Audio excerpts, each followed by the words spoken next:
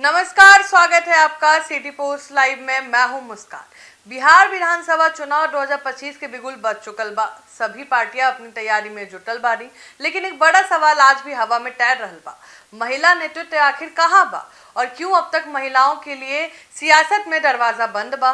सुनकर शायद आप भी हैरान हो जाएंगे कि बिहार की 243 सीटों में 45 ऐसी सीटें हैं जहां आबादी के बाद से एक भी महिला विधायक नहीं बनी। एक कदम सही सुना आपने, बिल्कुल, कि 45 सीटें जहां महिलाएं लगातार वोट डालती रही हैं, लेकिन विकास और सत्ता के फैसले में उनका नाम तक नहीं आया। अब आपको आंकड़ा बताएं तो 45 सीटों में मुजफ्फरपुर की 8, पूर्वी चंपारण की 6, पश्चिम चंपारण की 4, शिवहर की 1, सीतामढ़ी की 3, समस्तीपुर की 8, दरभंगा की 8, मधुबनी की 7 सीटें शामिल है। और सबसे मजेदार बात, इन इलाका में महिलाओं का मतदान पुरुषों से लगातार ज्यादा रहा है। मजेदार ट्विस्ट यह है कि जब पार्टियों ने जब महिलाओं को टिकट देने से इनकार किया, तब महिलाओं को निर्दलीय चुनाव लड़ना पड़ा। और सोचिए, बिना किसी बड़े दल के समर्थन के चुनाव जीत पाना कितना मुश्किल है। पश्चिम चंपारण का उदाहरण लीजिए। 2008 तक यहाँ धनहा विधानसभा क्षेत्र था, फिर 2010 यह वाल्मीकि नगर बन गया। जिले की 9 सीटों में से केवल 5 पर ही महिलाएं प्रतिनिधि कर सकी।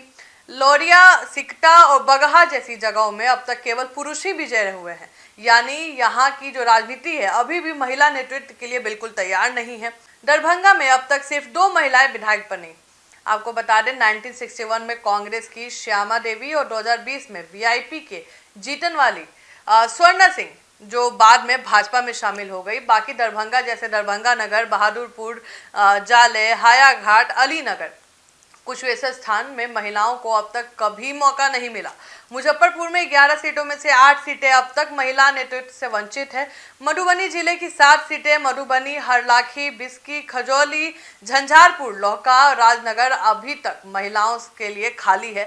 पूर्वी चंपारण की बात करें तो 12 सीटों में से 6 सीटें रक्सौल, सुगौली, हरिसिद्धि, पिपरा, मोतिहारी, मधुबन में अब तक कोई महिला विधायक नहीं बनी। सीतामढ़ी की 3 सीटें, सीतामढ़ी, रीगा और सुरसंड भी आज तक महिलाओं से खाली है। लेकिन यहाँ है कि सबसे बड़ा ट्विस्ट के राजनीतिक प्रतिनिधि में पिछड़ने के बावजूद महिला वोटिंग सबसे आगे है। पश्चिम चंपारण में 2015 में महिलाओं ने 67 पॉइंट मतदान किया, जबकि पुरुष केवल 59% रहे। 2020 में भी महिलाएं 64% मतदान करके पुरुष से आगे रहीं। शिवहर, मुजफ्फरपुर, मधुबनी के आंकड़े भी यही कहानी कहते हैं। महिलाओं का उत्साह, सक्रियता हमेशा पुरुषों से ज्यादा रही है। यही सस्पेंस है, जहां महिलाएं सबसे ज्यादा वोट डालती हैं वहां उन्हें नेतृत्व और सत्ता में मौका नहीं मिला। अब सवाल यह है कि क्या इस बार 2025 में सियासी समीकरण बदलेंगे? क्या महिलाएं अब सिर्फ वोट डालने वाली नहीं, बल्कि नीति निर्धारण और फैसले लेने वाली भी बनेंगी? यह चुनाव सिर्फ पुरुषों का खेल नहीं, यह महिलाओं के अधिकार और प्रतिनिधित्व की लड़ाई बन चुकी है। आपको बता दें, राजनीतिक दलों को अब लैगिंग समानता और टिकट वितरण पर गंभीरता से सोचना होगा, नहीं तो बिहार का लोकतंत्र आधा अधूरा ही रह जाएगा। देखना होगा कि इस बार क्या होता है। क्या महिलाएं सियासत में अपनी जगह बना पाएंगी या फिर वही पुरानी कहानी दोहराई जाएगी? जुड़े रहिए हमारे साथ, तब तक के लिए धन्यवाद।